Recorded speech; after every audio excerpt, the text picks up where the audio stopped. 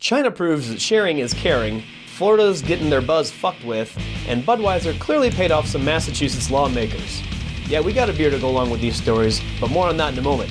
I'm Samuel Sly, and this is the Chug! You're watching Beer and Loathing's Chug, the best source for beer stories that may or may not have pissed you off last week. These are the stories that got shuffled under the rug or have been covered to death on the internet by everyone else and needs their final send-off, Beer and Loathing style. We stir up that outrage one last time so you can get good and pissed off and move on to the new shit that'll piss you off this week. First up, some schmuck researchers have determined that all yeast in the world most likely originated in China.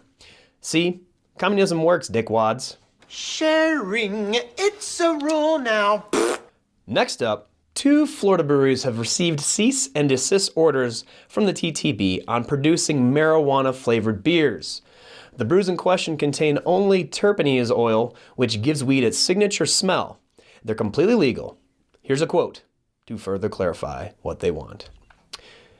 If you've used an ingredient like, quote, cannabis terpenes oil, you would need to come to us for formula approval first, since that product isn't recognized as a traditional beer ingredient. Let's seep in for a second, because it sounds like a lot more formulas need some approval, because last time I checked, pastries, fried chicken, breakfast cereal, hot sauce, and oh hell, I'll say it, coffee aren't traditional beer ingredients either.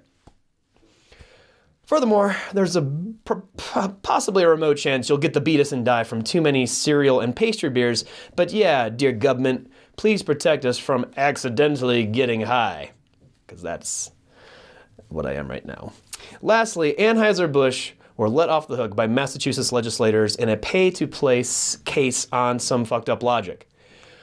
We wanted to initially declare the Massachusetts government spineless, but then we managed to find someone close to the source who agreed to speak on the condition of anonymity to shed some light on the case and that the ruling is justified. Let's go to that interview.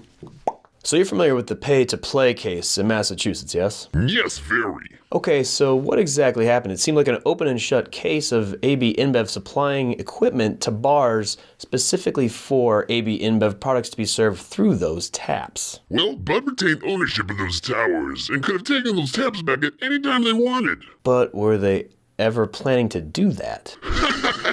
Hell no. Why would they take them out when they're making enough money to kill a rhino? Plus, it wasn't the distributor that paid for the equipment. AB did. So, doesn't AB InBev own the distributor through a subsidiary, basically controlling the entire supply chain from start to finish and squeezing out any sort of competition kind of unfairly? Yeah, but you know, money. Capitalism. Alright, so what I'm hearing is AB InBev paid a shitload of money to make this just go away. No, they just have better attorneys than the entire state of Massachusetts. Did you just say we? Nope. Well, thanks for having me on. I better go now. Ah, shit. That light being on just means we're done here, right? Carlos Brito, you were the anonymous source? God damn it, dude. Well, there you have it.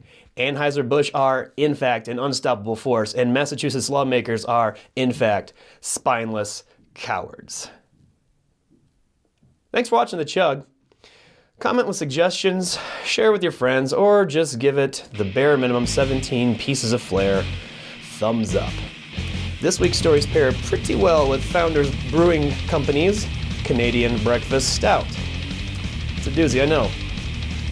This is really more of a shout out to the Beer Advocate thread that was dissecting why people chug craft beers, and it spiraled into a diss-filled circle jerk. And here's why we do this, BA friends. Your tears and anger and befuddlement give me long life and my youthful appearance. So, let the hate flow through you, and then you dipnips can come back next week to find out what pissed you off this week.